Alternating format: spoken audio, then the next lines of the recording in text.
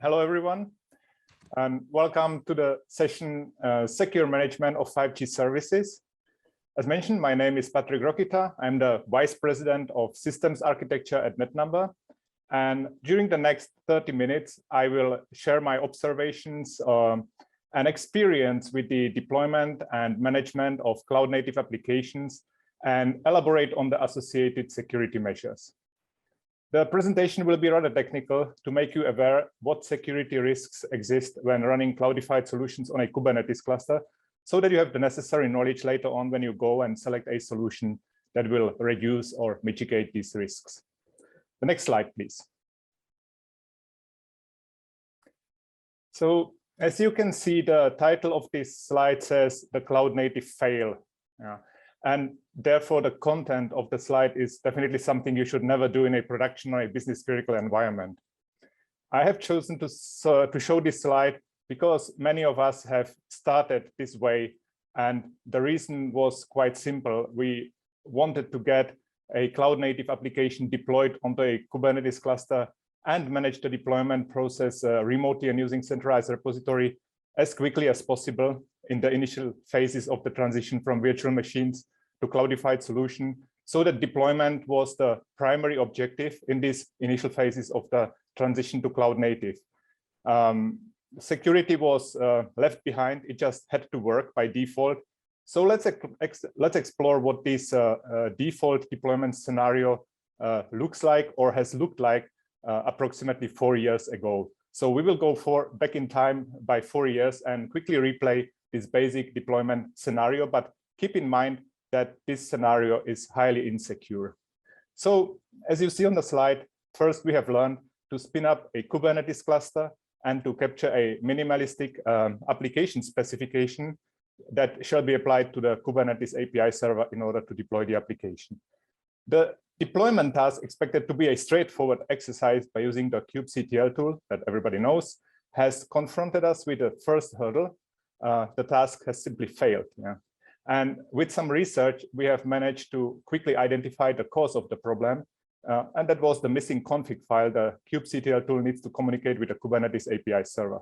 And we also learned how to fix that problem by copying the admin config located in the Kubernetes system space and making accessible to the user account executing the deployment task. With that, the local deployment task has succeeded, and we have celebrated the first deployed cloud-native application.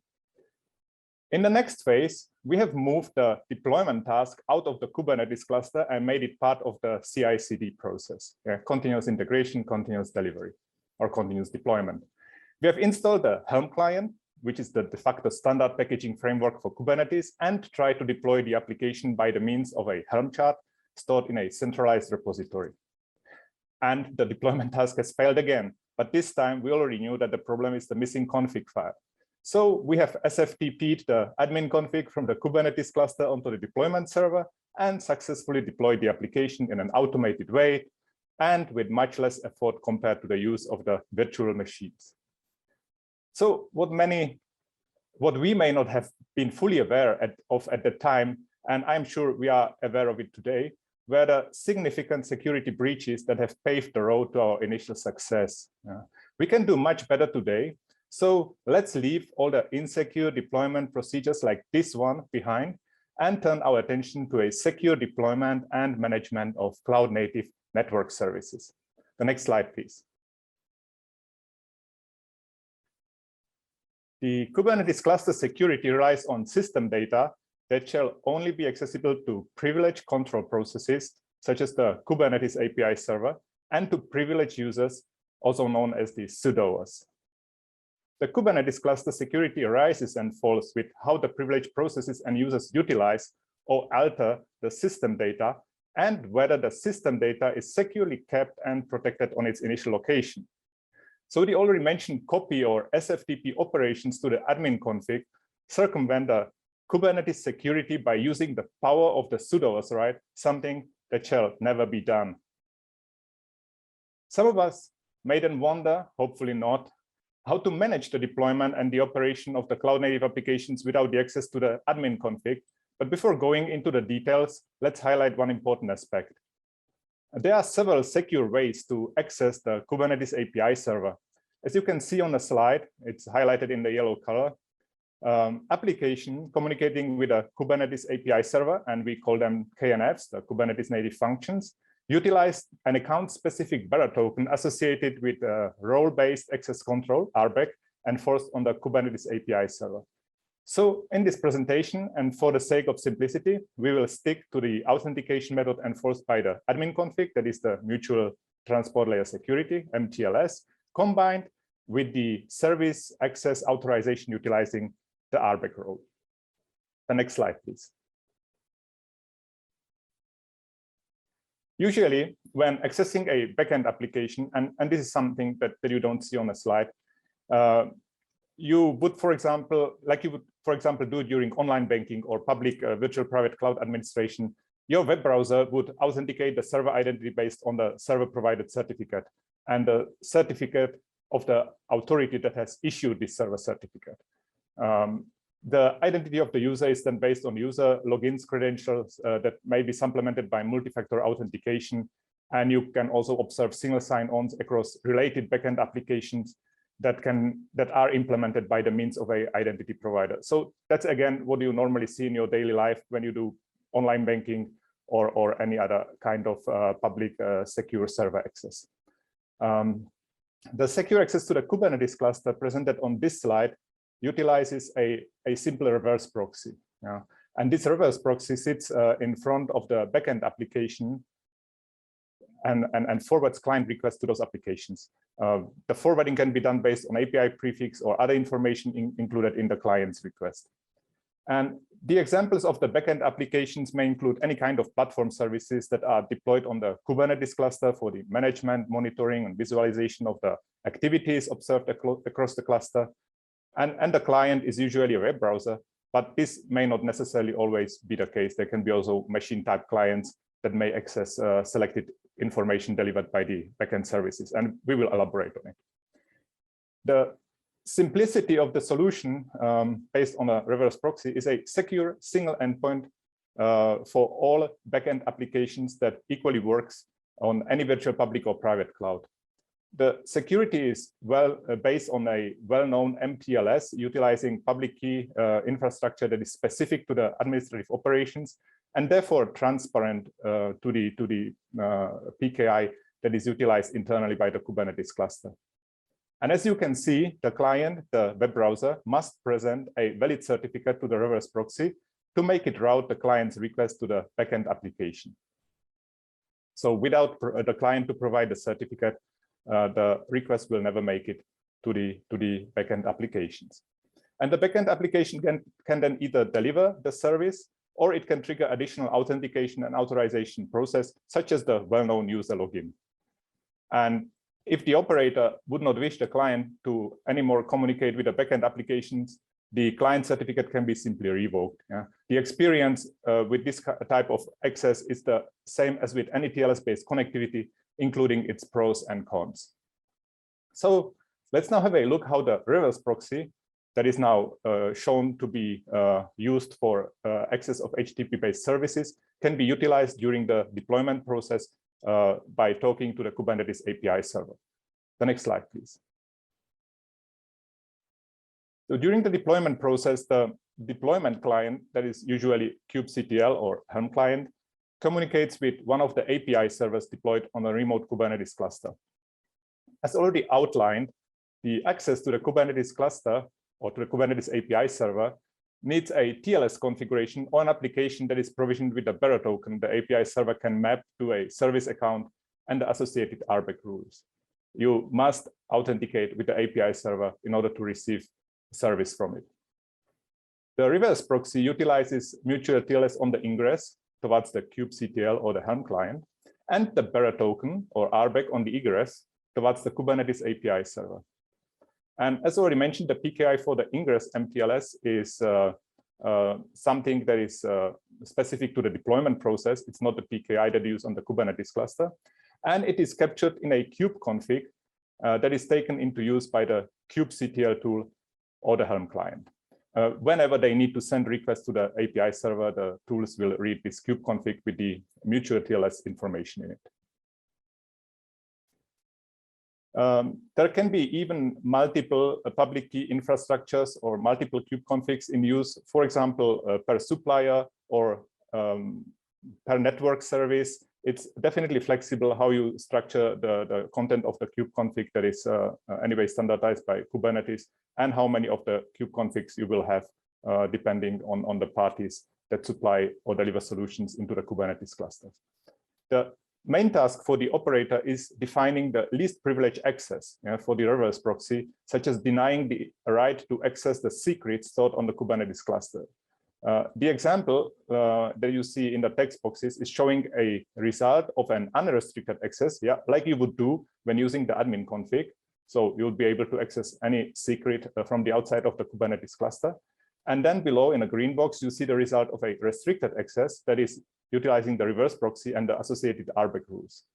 And in this way, the access to any Kubernetes object and any Kubernetes container task can be allowed or denied as needed.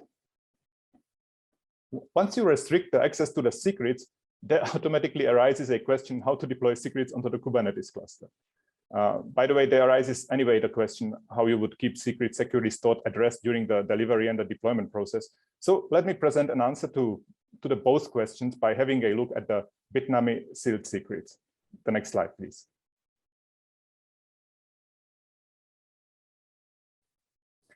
So instead of storing and deploying secrets onto the Kubernetes clusters from a remote deployment server, something we don't want to do, there is a custom defined resource called sealed secret that is deployed instead of the secret and transports the sensitive data of the secrets to the API server. So you trade the sensitive secret for the sealed secret. And the benefit is that the data in the sealed secrets is encrypted. And therefore you can have this data stored everywhere, even on public repositories like GitHub. The encryption process utilizes the public part of a key pair, and so the encryption can happen anywhere and anytime with or without an online connection to the target Kubernetes cluster. Using public key in the encryption, there is no issue to have the public key made available to everybody. And the benefit, once the person responsible for encrypting the sensitive data has done its job and hands over the encrypted information to the admin who is deploying the solution, the person deploying the sealed secret doesn't even know to know the secret in its plain or decrypted form. There's also no chance to blame the deployment person for breaching any security rules associated with sensitive data during the deployment. The person simply doesn't know what the clear text of the sensitive data is. Then upon the creation of the sealed secret on the Kubernetes API server, the secrets controller running on the Kubernetes cluster intercepts the associated API task and initiates the creation of the regular secret. And this all happens inside of the Kubernetes cluster.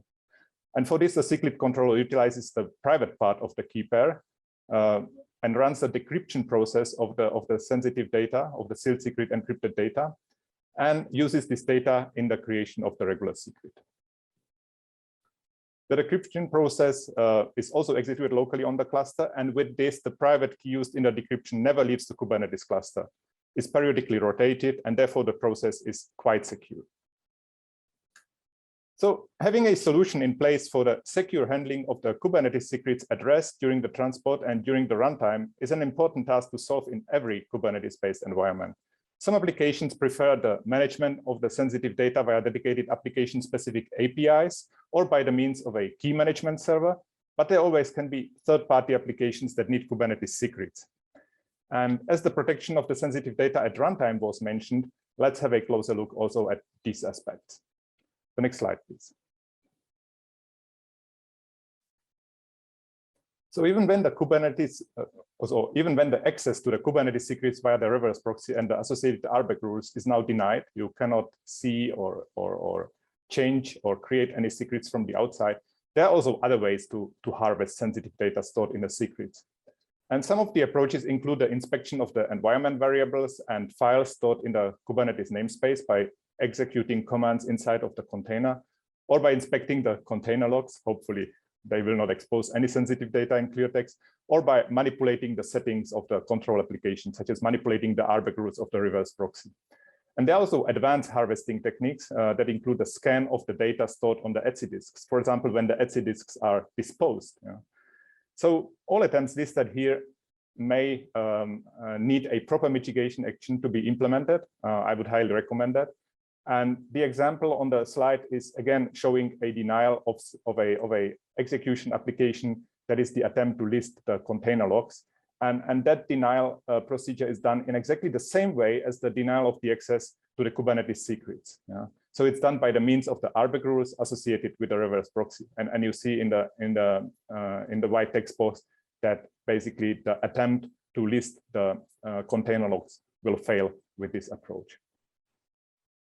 For sure, the risk remains with the misuse of the sudo rules.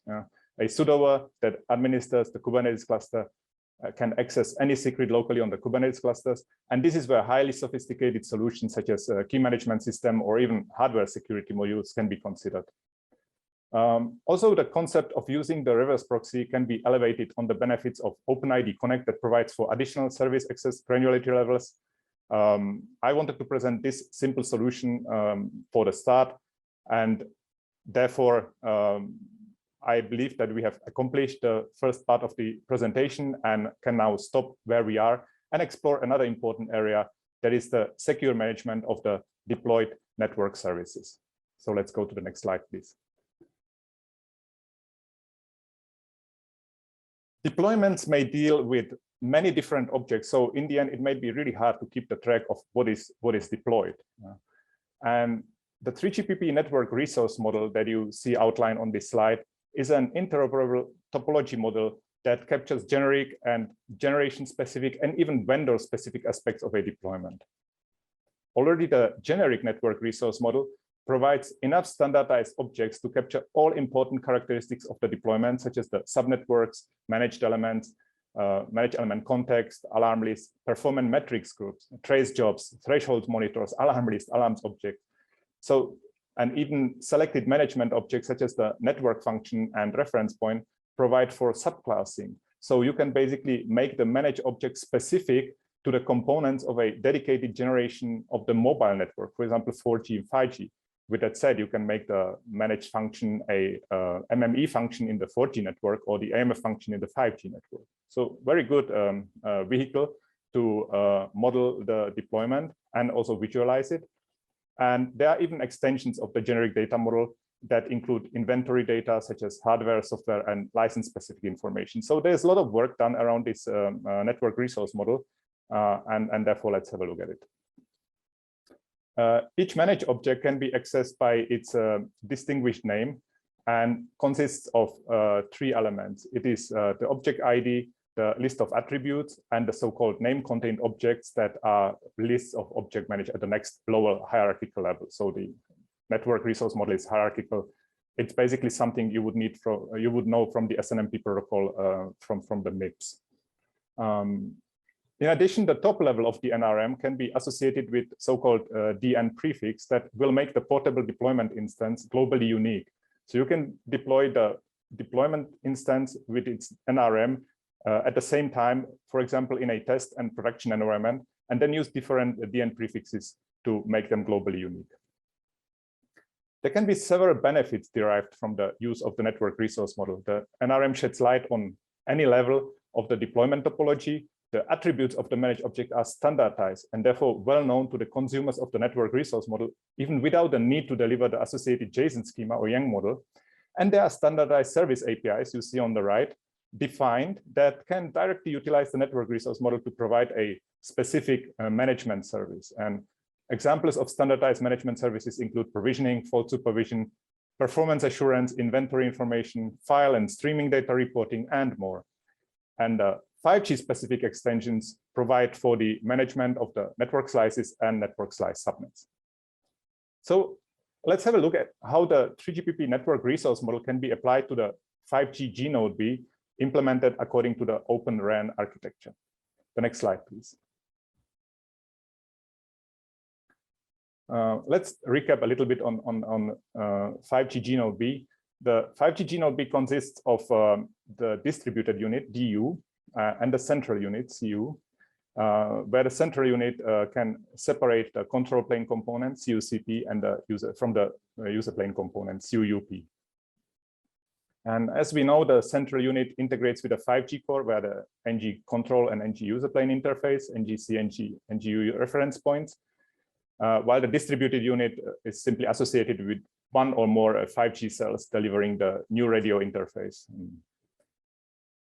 In this example, the objects managed by the network resource model represent the Kubernetes cluster, which you see at the subnetwork level. The Kubernetes namespace represented by the managed element context, the deployment that is represented by the managed element, and the deployed network function with the network function specific endpoints represented by the managed functions and the EPRP objects.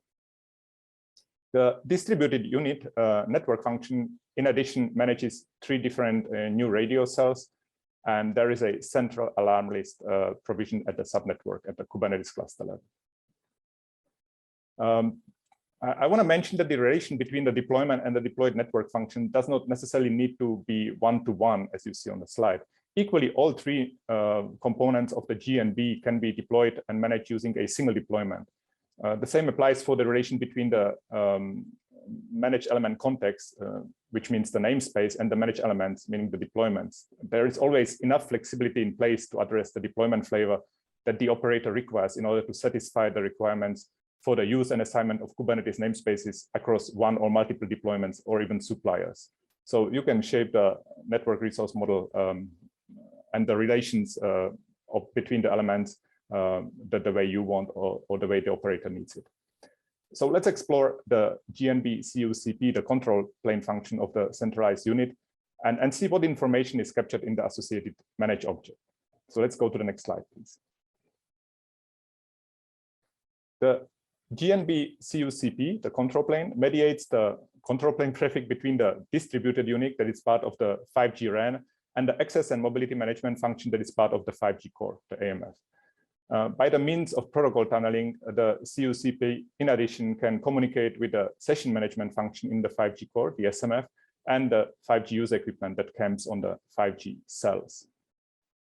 This slide shows the command, the HTTP command that you use to retrieve the managed object representing the GNB CUCP via the 3GPP provisioning API.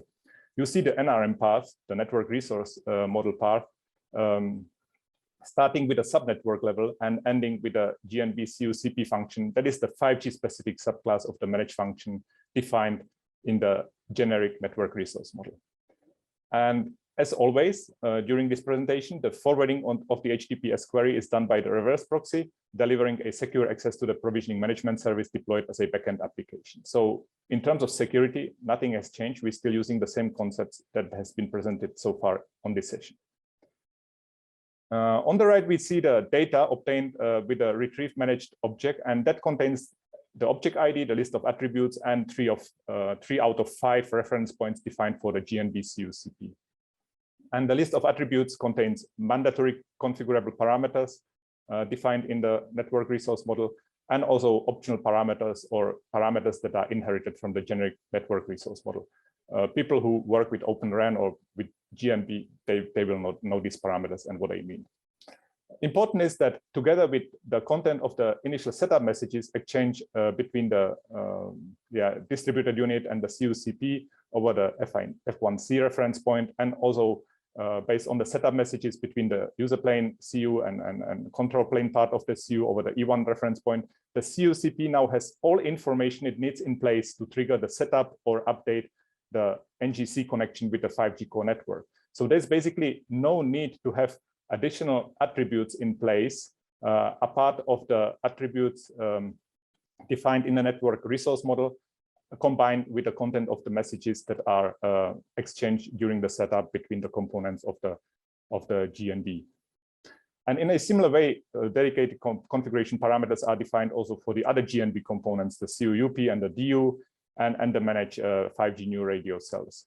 And you can already imagine that such model exists for simply any component of the 5G core network, including the reference point, as well as for network slice subnets and network slices.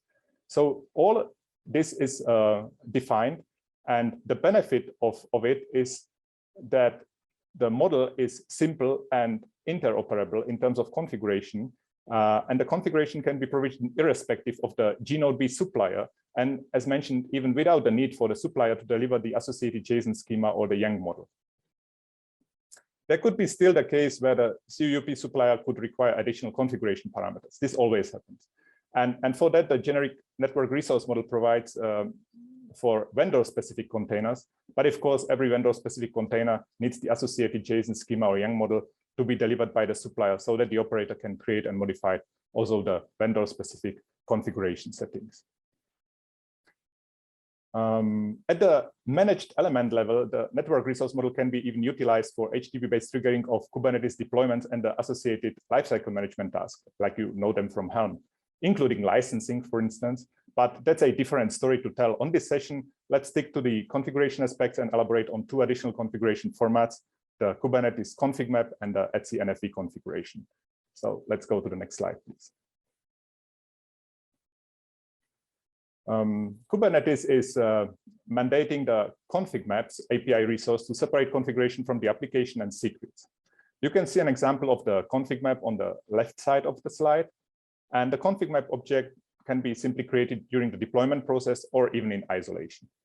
Just remember that if the config map is created during the deployment process together with the application, a migration procedure must be ran to synchronize the runtime configuration changes with the content of the config map deployment artifact. Otherwise, you simply lose any data changes when redeploying the config map and the application.